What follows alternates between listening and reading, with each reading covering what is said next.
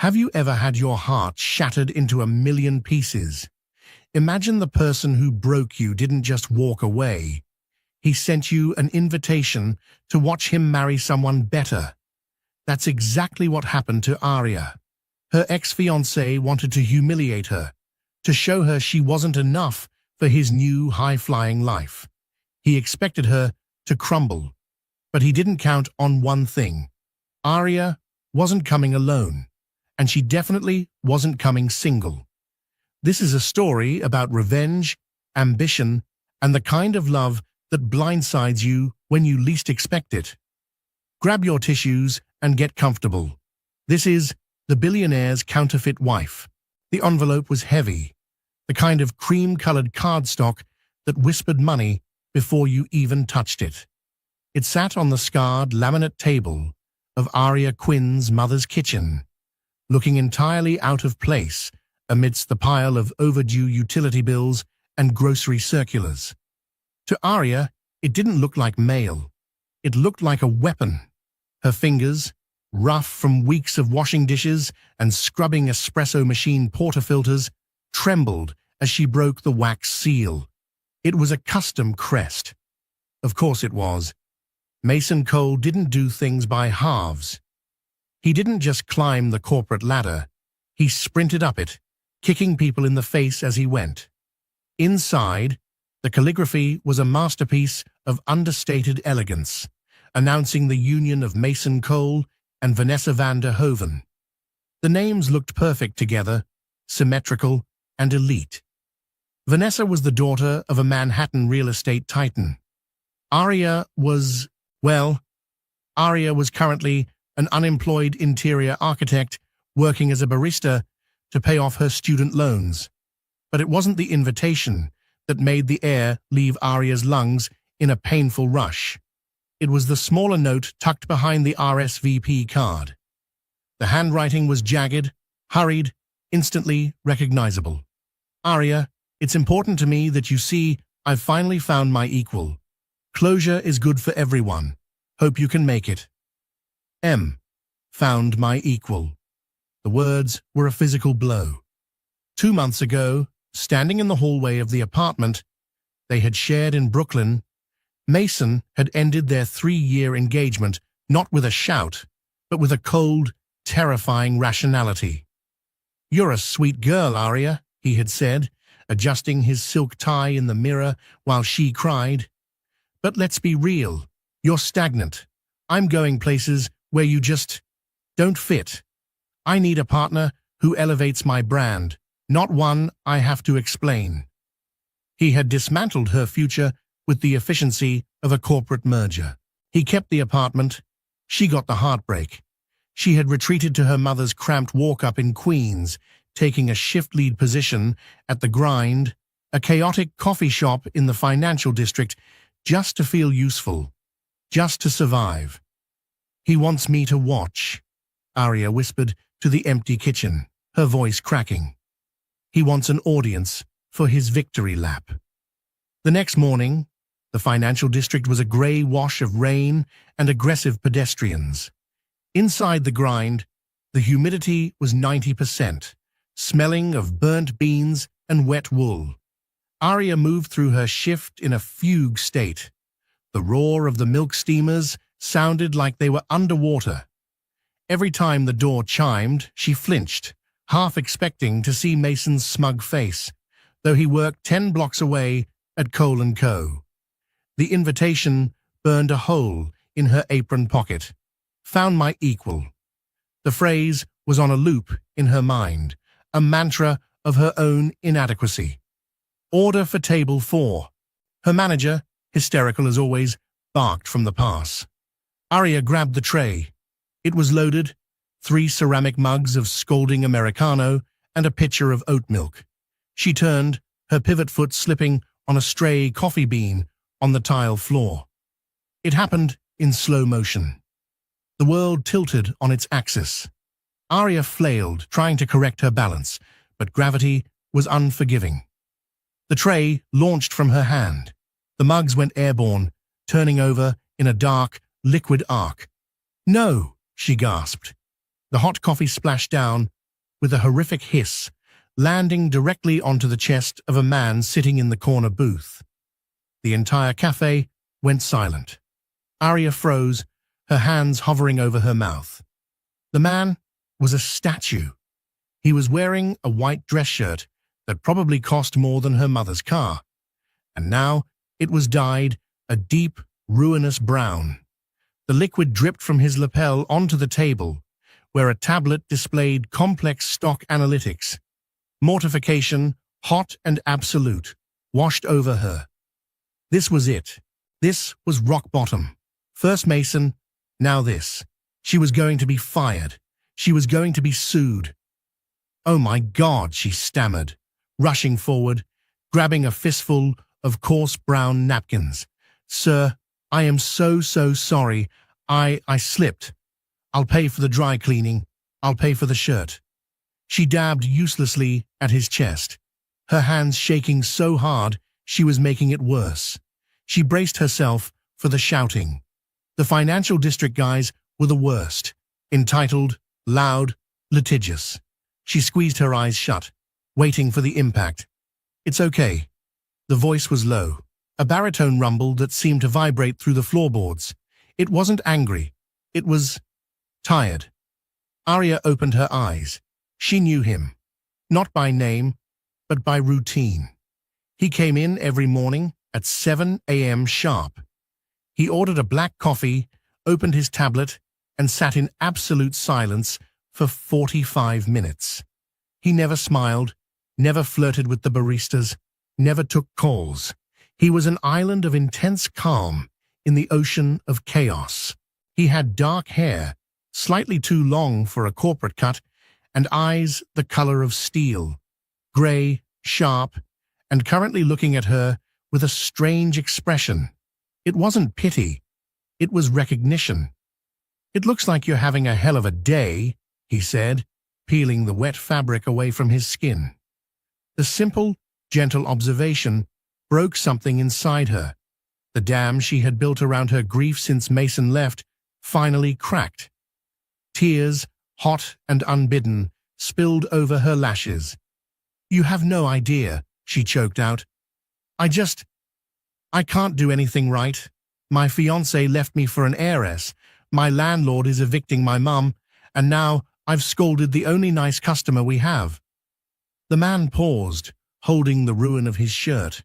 He looked at her, really looked at her, taking in the dark circles under her hazel eyes, the fraying cuffs of her uniform, the sheer desperation radiating off her. He glanced at his ruined shirt, then back at her. A faint, almost imperceptible smirk tugged at the corner of his mouth. "Tell you what," he said, standing up. He was tall, imposing, filling the space between the tables. "You're off in 10 minutes, right? Meet me outside. You owe me a shirt, but I'll settle for a conversation." "A conversation?" Arya sniffed, bewildered. "I need a distraction," he said, his eyes darkening with a shadow she couldn't interpret. "And judging by that look in your eye, you need an escape plan." The autumn air in Battery Park was crisp, carrying the brine of the harbor and the exhaust of the West Side Highway. Arya walked beside the stranger, hugging her coat tighter. He had changed into a spare blazer he'd had in his car, a sleek, black sedan with tinted windows that was currently idling near the park entrance, but the coffee stain was still visible on his collar. "I'm Arya," she said, breaking the silence, "and again, I am mortified." "Damien," he replied. He didn't offer a surname, he didn't need to. There was an authority in his stride that screamed power. "And don't worry about the shirt. It was Brioni. I hated the fit anyway."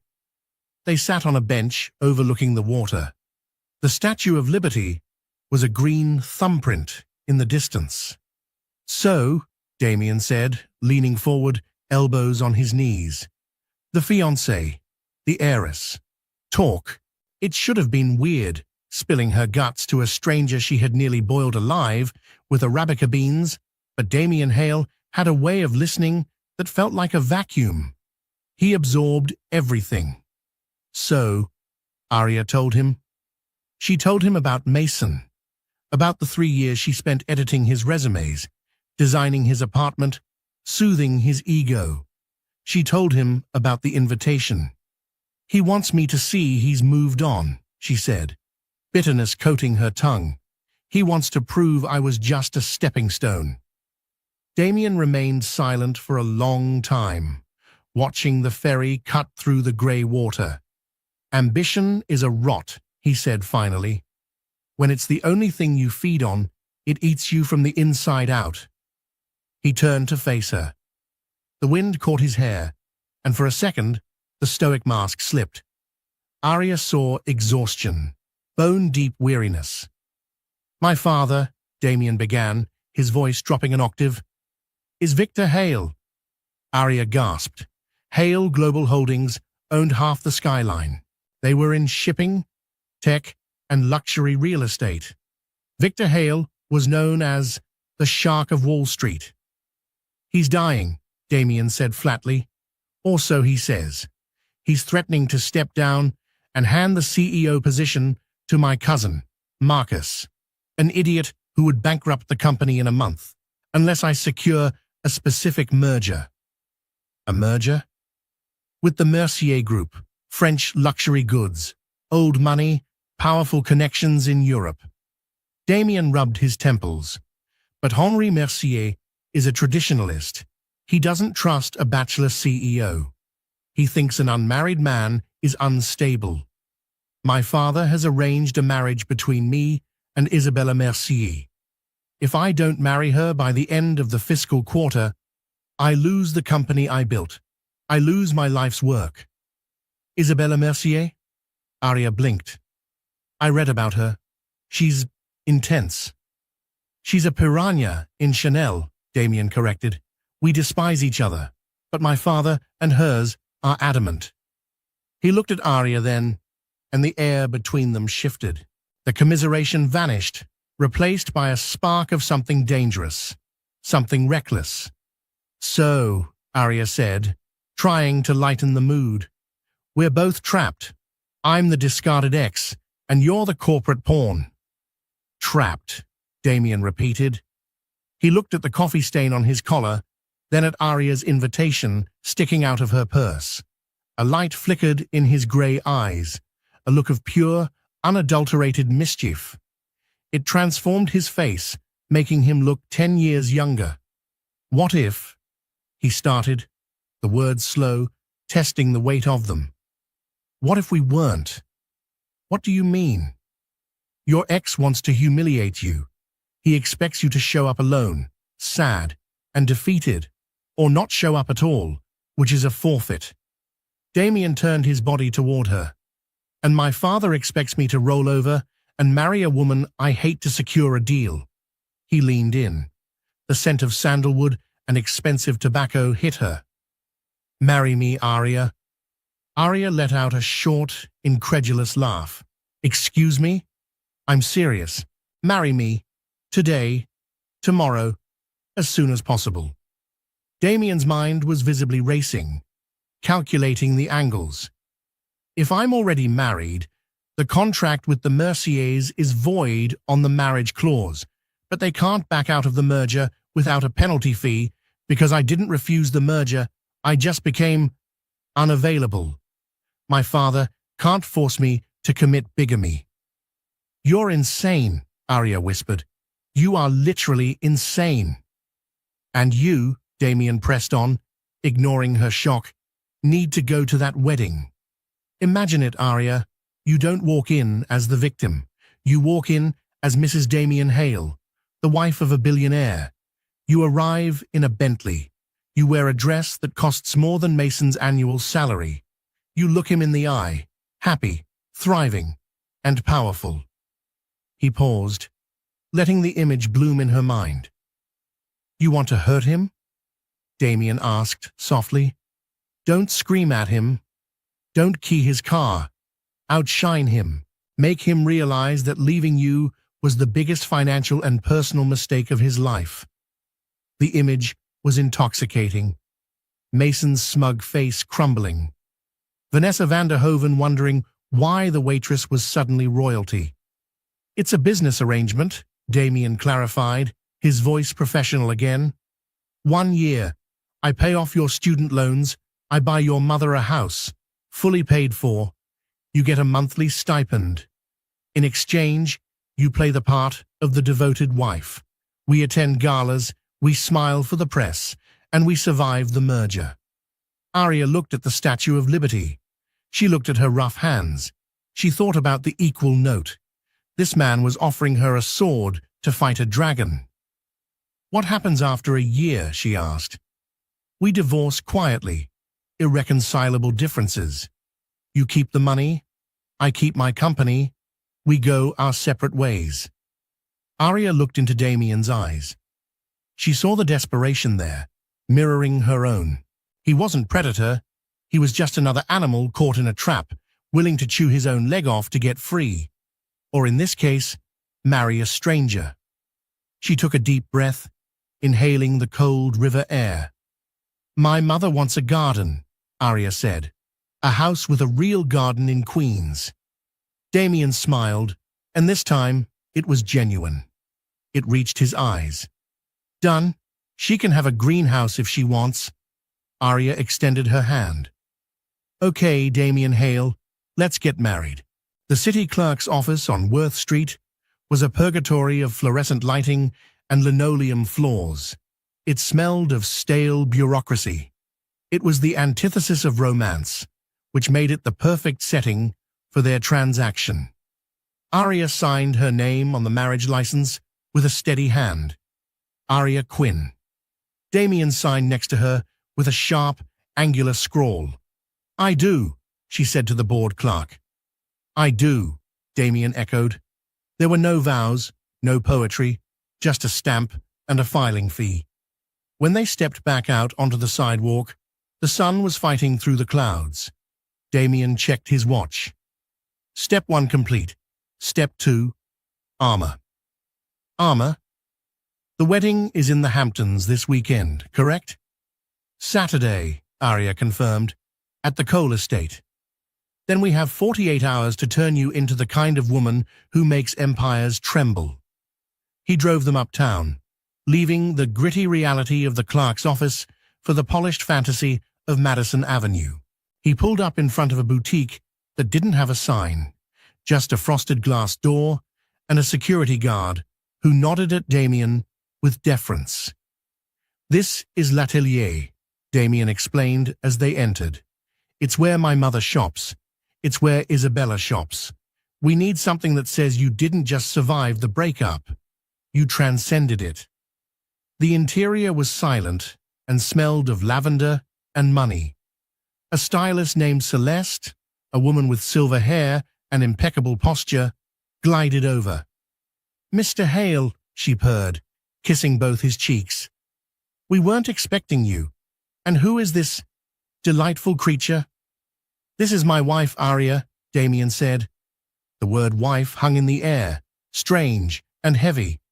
Even Damien seemed to stumble over it slightly. "We need a dress for a wedding in the Hamptons. Black tie. Hostile territory." Celeste's eyes lit up. "Hostile territory? My favorite category."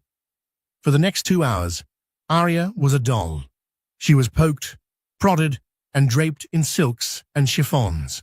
"Too soft," Damien said, dismissing a pale pink tulle from his leather armchair. He wasn't looking at his phone. He was watching the process with the intensity of a hawk. "That makes her look innocent. We don't want innocent. We want dangerous." "Too structural," he critiqued a black architectural piece. "She's not a building." Arya was growing tired. She stood in the dressing room, staring at herself in the mirror. Her hair was messy, her makeup was faded. "Who am I kidding?" she thought. "I'm playing dress-up. Mason is going to see right through this." "I have one," Celeste whispered from behind the curtain. "It arrived from Milan yesterday. It was intended for a runway in Paris, but I think it wants you." She slid a garment bag open. The fabric was a deep, impossible red. Not bright cherry, but the color of oxygenated blood, of crushed rubies. It was velvet and silk, designed to cling to every curve before cascading into a dramatic train. The neckline was a plunging V that was daring but elegant, framed by long, sheer sleeves. Arya stepped into it. The silk lining felt like cool water against her skin. She zipped it up. She turned to the mirror and gasped. The dress didn't just fit, it conspired with her body. It made her stand taller. It highlighted the arch of her neck, the narrowness of her waist. It was bold. It was loud. It was a declaration of war. She stepped out of the dressing room. Damien was pouring himself a glass of sparkling water. He looked up, distracted.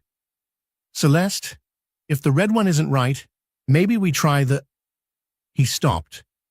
The glass slipped from his fingers, bouncing on the thick carpet with a muffled thud. Fortunately, it didn't break, but Damien didn't seem to notice. He stood up slowly. His eyes, usually so analytical, so cold, widened. He swept his gaze from her hemline up to her face, and for the first time since they met, he looked struck, dumbfounded. "Arya," he breathed. It wasn't the business-like tone he used for negotiations. It was rougher. He walked toward her, stopping just shy of touching her. "Is it too much?" Arya asked, suddenly shy under his intense scrutiny. "Is it too red?" "It's lethal," Damien whispered. He circled her, his eyes tracing the line of her back. "Mason Cole is going to have a heart attack before he even says, 'I do.'" He stopped in front of her again, his gray eyes locking onto her hazel ones. The air in the boutique seemed to thin. The transactional nature of their relationship wobbled, threatened by the sudden visceral attraction radiating from him. "You look," he struggled for the word, "you look like a queen." He cleared his throat, stepping back, reassembling his mask. "We'll take it, and the shoes, and whatever jewelry Celeste recommends. Send the bill to the office." As they walked out, Damien held the door for her, but as she passed, he placed a hand on the small of her back. The touch was electric. It burned through the fabric of her old coat. "Ready for the performance of a lifetime, Mrs. Hale?" he murmured against her ear. Arya looked at the reflection in the shop window. She saw the man beside her, powerful, handsome, dangerous. She saw herself, chin up, eyes blazing. "Let's burn the place down," she said. The drive to the Hamptons was a 2-hour lesson in silence and horsepower. Damien drove the Bentley Continental GT himself, dismissing his usual driver. He drove with a casual, fluid competence, one hand resting lightly on the leather-wrapped steering wheel, the other occasionally adjusting the climate control to ensure Arya didn't freeze in her silk gown.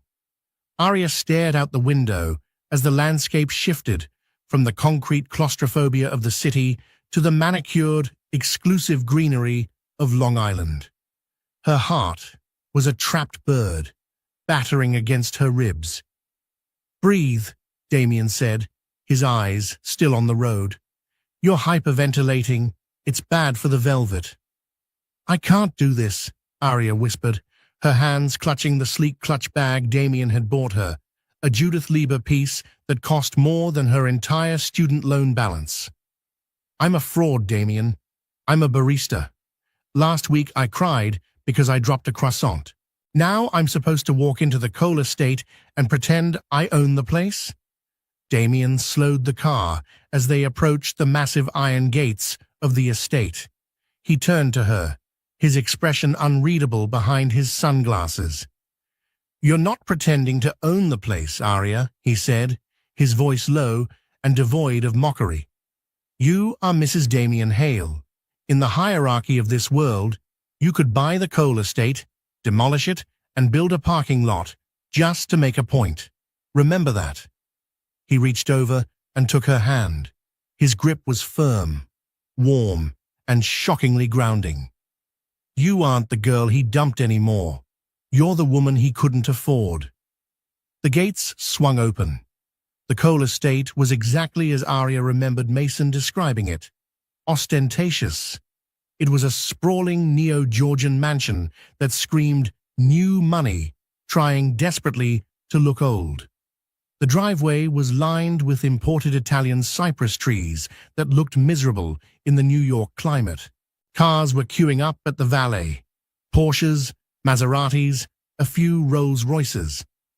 The air was thick with the scent of expensive perfume and the distinct, crisp smell of ocean money. As the Bentley purred to a stop, a hush seemed to fall over the immediate vicinity. The valet rushed to open Damien's door, his eyes widening as he recognized the driver. "Mr. Hale," the valet stammered. We weren't aware you were on the guest list, sir. Welcome." Damien ignored him, tossing the keys with a negligent flick of his wrist. He walked around the car to the passenger side. He didn't wait for the valet. He opened the door himself. He extended a hand into the darkened interior. Arya took a deep breath. She thought of the equal note. She thought of her mother's eviction notice. She took his hand. When she stepped out, the reaction was instantaneous. The late afternoon sun caught the deep, blood-red velvet of her dress, making it glow against the sea of pastel chiffons and beige linens that the other guests were wearing. The dress was a violation of the unspoken rule to blend in. It was a scream of color in a whisper of a world. The slit in the skirt revealed a flash of leg and the diamond-encrusted stilettos that elevated her 3 inches closer to the sky. A photographer, hired to capture the candid moments of the elite, instinctively turned his lens toward them. The shutter clicked rapidly. "Chick, chick, chick, chick." "Who is that?" a woman in lavender whispered loudly nearby. Is that the ex?" another voice murmured, sounding scandalized. "No, it can't be. She looks expensive," her companion finished. Arya felt her knees tremble, but Damien stepped in close, sliding his arm around her waist. His touch wasn't tentative, it was possessive. He pulled her against his side, creating a solid wall of heat and strength. "Chin up," he murmured, leaning down so his lips brushed her ear. To the onlookers, it looked like an intimate secret between lovers. "Walk like you're bored. Nothing terrifies these people more than indifference." They moved toward the grand entrance. The crowd parted. It wasn't just the dress or Damien's fame, it was the energy radiating off them. They moved with a unified, predatory grace. Arya channeled every ounce of anger she had stored up over the last 2 months and poured it into her posture. She didn't look at the ground, she looked straight ahead, her face a mask of cool, serene beauty. They were a comet streaking through a garden party. As they reached the top of the stone steps, the wedding planner, a frantic woman with a headset, tried to check her clipboard. "Name, please." "Hale," Damien said, not breaking stride. The woman froze. Her pen hovered over the list. "Mr. Damien Hale. I don't see—" "We're a late addition," Damien said smoothly, breezing past her before she could object. "I'm sure Mason won't mind. We're old friends." They stepped into the reception hall. It was a cavernous ballroom dripping with crystals and white roses. Hundreds of guests were mingling, sipping champagne. And there, in the center of the room, standing under a massive floral archway, was Mason. He looked handsome, Arya had to admit. He was wearing a midnight blue tuxedo, his blonde hair perfectly coiffed. He was laughing at something a business associate was saying, his head thrown back in that practiced, charming way he had. Next to him was Vanessa van der Hoven, looking petite and perfectly appropriate in a lace Vera Wang that probably cost a fortune. but looked entirely forgettable. Mason's laughter died instantly when his eyes swept the room and landed on the entrance. He froze. The champagne flute in his hand tilted dangerously. His jaw actually dropped. He stared at Arya, blinking rapidly as if his brain refused to process the visual data. He looked from her face, down the cascading red velvet, to the hand resting possessively on her waist, and finally up to the man attached to that hand. Recognition dawned on his face, followed immediately by a pallor that made him look like he'd seen a ghost. "Showtime," Damien whispered. Mason didn't just walk toward them. He marched. It was an aggressive, panicked stride, the walk of a man losing control of his carefully curated narrative. He abandoned his bride mid-sentence, leaving Vanessa blinking in confusion at the floral arrangement. The murmur in the room grew louder as guests realized the groom was storming toward the late arrivals. The tension was palpable, a physical static in the air. "Arya," Mason hissed when he was 10 feet away, his voice a strangled mix of fury and disbelief. He stopped just short of them, his eyes darting around to see who was watching. "What the hell are you doing here?" Arya felt a spike of old fear, the reflex to apologize, to shrink, to make herself small so he wouldn't be annoyed. But then she felt Damien's thumb stroke the silk covering her hip. A small, rhythmic motion. "I'm here," it said. "You're safe." She stood her ground. "You sent me an invitation, Mason. Remember? You wanted me to see you'd moved on." Mason's face flushed a blotchy red. "I sent that to... I didn't think you'd actually show up, and certainly not dress like..." He gestured vaguely at her, his eyes raking over the dress with a mixture of lust and scorn. "Like a Vegas showgirl." "Careful," Damien said. The word was soft, but it carried the distinct crack of a whip. Mason's head snapped toward Damien. He seemed to struggle with the cognitive dissonance of seeing Arya Quinn, the girl who clipped coupons, standing next to the CEO of Hale Global Holdings. "And who is this?" Mason sneered, trying to regain his footing by going on the offensive. He looked Damien up and down, feigning ignorance. "Did you hire an escort for the evening, Arya? That's pathetic, even for you. Spent your last paycheck renting a suit to make me jealous?" The insult hung in the air, gross and heavy. Arya opened her mouth to retort, but Damien laughed. It was a dry, dark sound. "You think I'm for rent?" Damien asked, amused. He stepped forward, forcing Mason to take a stumbling step back.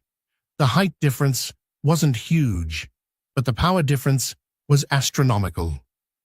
"I'm afraid my hourly rate is a little outside of anyone's budget, Cole, especially yours." Mason bristled. "I know who you are, Hale. I just don't know what you're doing with her. Did she spill coffee on you, and you took pity on the help?" It was too close to the truth, and it stung. Arya flinched. Damien's eyes went cold. The grey steel turned to ice. He shifted his stance, placing himself slightly in front of Arya, shielding her not just physically, but symbolically. "I think you're confused," Damien said, his voice dropping to a dangerous, conversational volume that forced the nearby eavesdroppers to lean in. "You seem to be under the impression that Arya is pining for you, that she's broken." Damien reached out and took Arya's left hand. He lifted it. The ballroom lights caught the platinum band. Simple, elegant, and unmistakably permanent. "But the truth is, Mason," Damien continued, savoring the name like a bad taste, "I have to thank you. If you hadn't been foolish enough to let a woman of this caliber go, I never would have had the chance to make her my wife." The word detonated in the room. Wife. Mason stared at the ring. His eyes bulged. "Wife? You're married?"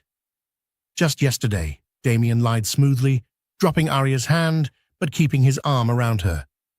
We wanted something private, intimate, unlike this circus.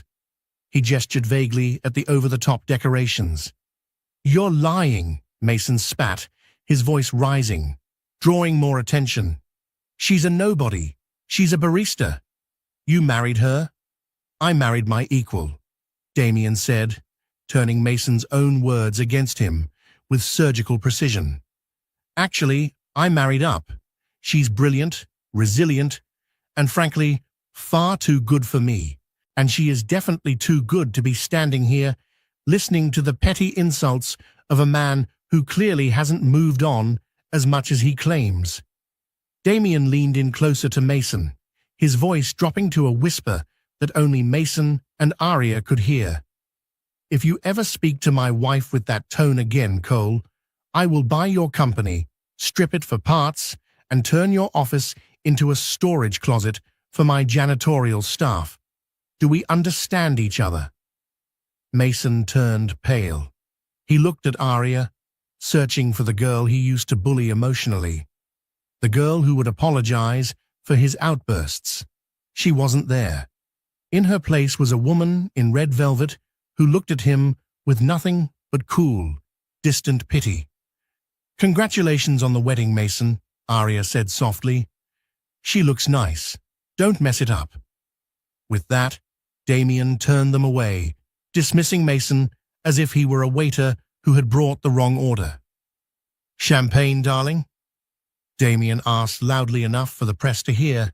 Please, Arya replied, her voice steady, though her heart was doing backflips. They walked toward the bar, leaving a stunned groom and a whispering crowd in their wake. The humiliation was absolute. Mason wasn't just upstaged, he was rendered irrelevant at his own wedding. The adrenaline was starting to fade, replaced by a shaky, light-headed feeling. Arya accepted the crystal flute of champagne Damien handed her, her fingers brushing his. You were terrifying, she whispered, taking a large gulp of the vintage Dom Perignon. I was accurate, Damien corrected, sipping his own drink.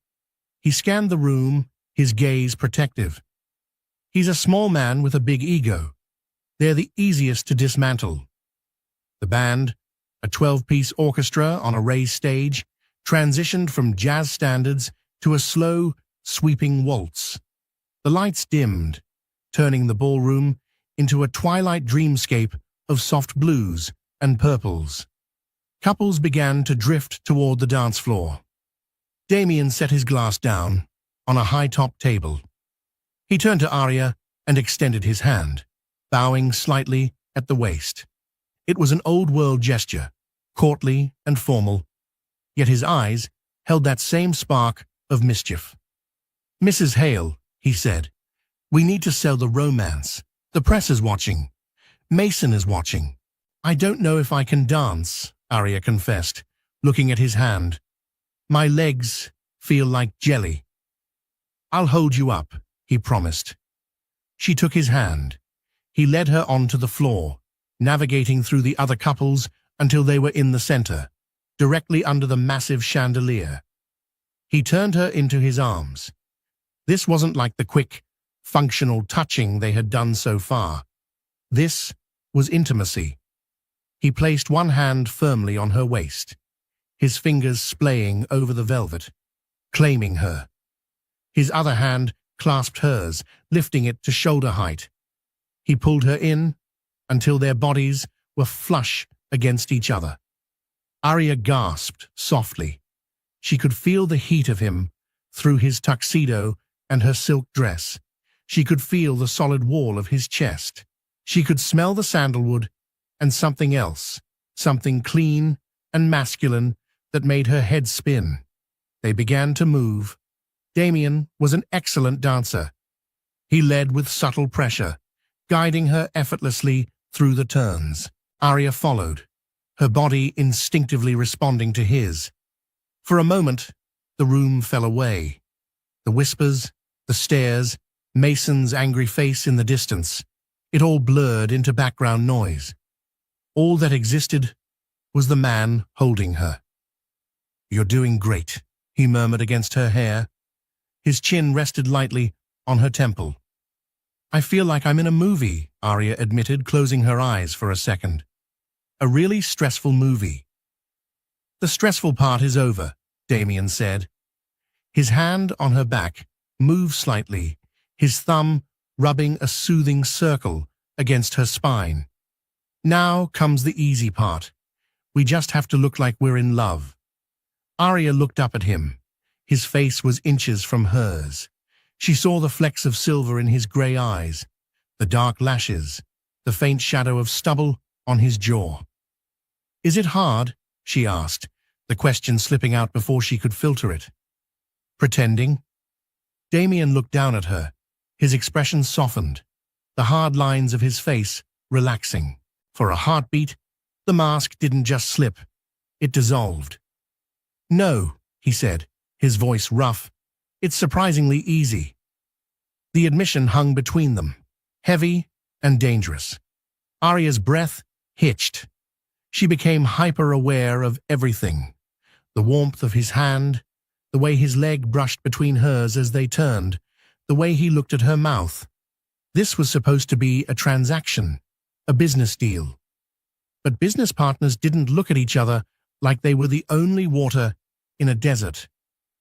"Thank you," she whispered, her voice trembling, "for what you said to him, for giving me my dignity back." "He never took it, Arya," Damien said fiercely. "He just made you forget you had it." The song ended, the final notes hanging in the air. They stood there for a beat too long, neither willing to break the embrace. The applause of the guests startled them apart. They stepped back, the loss of contact feeling like a physical chill. "We should go," Damien said, his voice tight. He adjusted his cufflinks, suddenly unable to meet her eyes. "We've made our point. Staying longer borders on gloating." "Right," Arya nodded, smoothing her dress. "Let's go." They left the ballroom without saying goodbye to anyone. The exit was just as dramatic as the entrance, a sweep of red velvet and black tuxedo disappearing into the night. The valet brought the car around. They slid into the leather interior of the Bentley, the silence of the cabin wrapping around them like a cocoon. As they pulled away from the estate, leaving the lights and the noise behind, the atmosphere in the car was different. On the drive up, it had been awkward, tense, with nerves. Now, it was charged. It was the heavy, static-filled silence of two people who had just crossed a line and didn't know how to step back. Arya looked at Damien's profile as he drove, illuminated by the passing streetlights. He looked stoic, focused on the road, but his knuckles were white on the steering wheel. She looked down at the platinum band on her finger. It felt heavy. It felt real. "So," she said, trying to break the tension, though her voice sounded breathless, "what happens now?" Damien didn't look at her. He stared straight ahead into the darkness of the highway. "Now," he said, "we go to my father's house, and we convince the scariest man in New York that this," he gestured between them, "is the love story of the century." Arya swallowed. The wedding was a skirmish. The war was just beginning. If the Cole wedding was a display of loud, insecure wealth, the Hale Manor in Greenwich was a monument to old, unshakable power.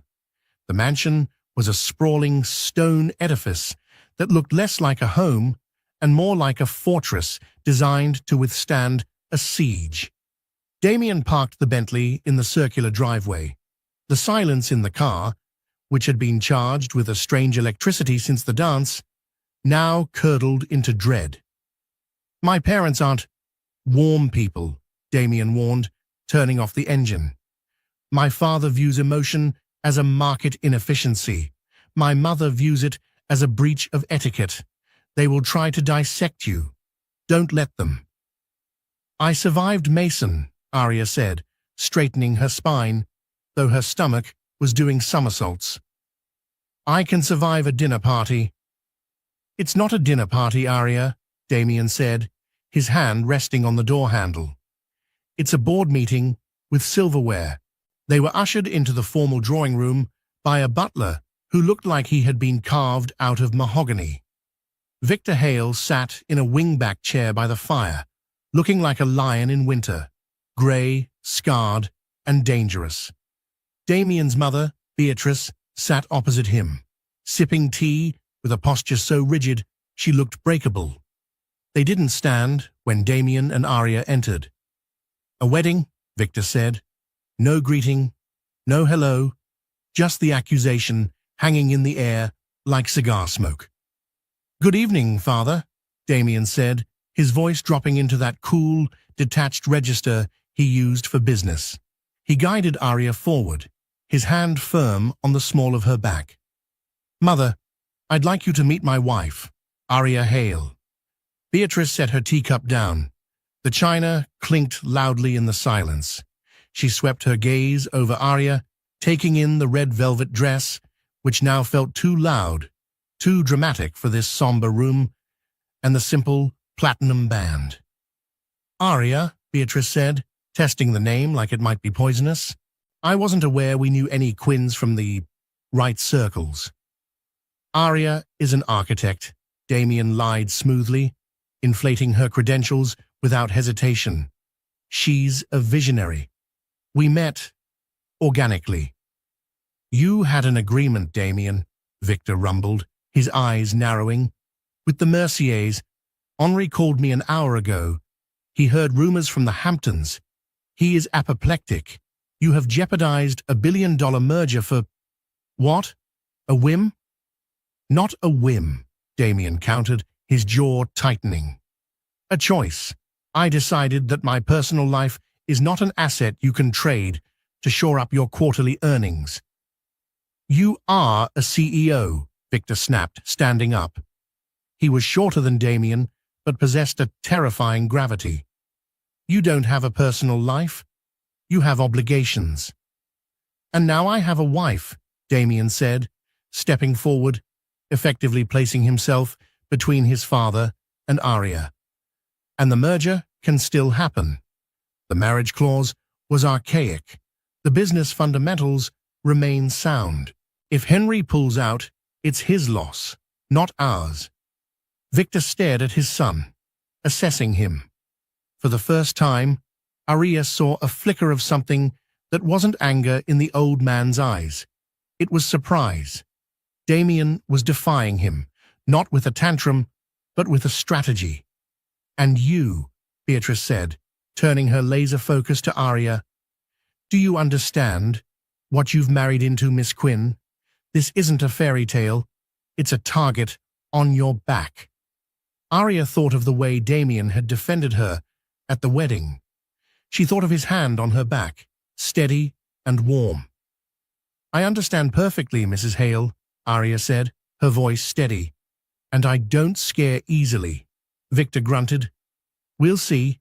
It's late. The roads are icing over. You'll stay the night. It wasn't an invitation. It was a command, a test. Of course, Damien said, his face impassive. We wouldn't dream of driving back tonight. The guest room, or rather Damien's old suite, was vast, decorated in shades of navy and charcoal.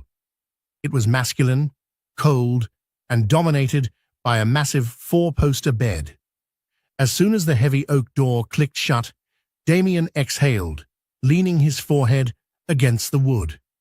The tension that had held him upright seemed to snap. I'm sorry about them, he muttered. They're charming, aren't they? They're intense, Arya admitted, kicking off her heels and sinking her toes into the plush rug. But you stood up to them. Damien turned around, loosening his tie. I had to. If they smell weakness, they attack. Which brings us to our current problem. He gestured to the bed. There was only one. I'll take the sofa, Damien said, immediately, moving toward the velvet settee by the window. It looked elegant, but painfully short. "Don't be ridiculous," Arya said. She was exhausted, emotionally drained, and the adrenaline crash was hitting her hard. "Your mother probably has the staff monitoring the hallway. If the maid comes in with coffee in the morning and sees you on the sofa, the gig is up. They'll know it's a sham." Damien paused. "Arya, I'm not going to ask you to share a bed with a man you met yesterday. We're married, remember?" Arya gave him a tired smile.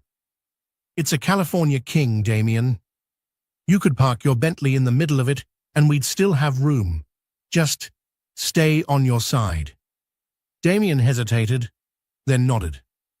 "Strictly for appearances." "Strictly." They got ready in shifts.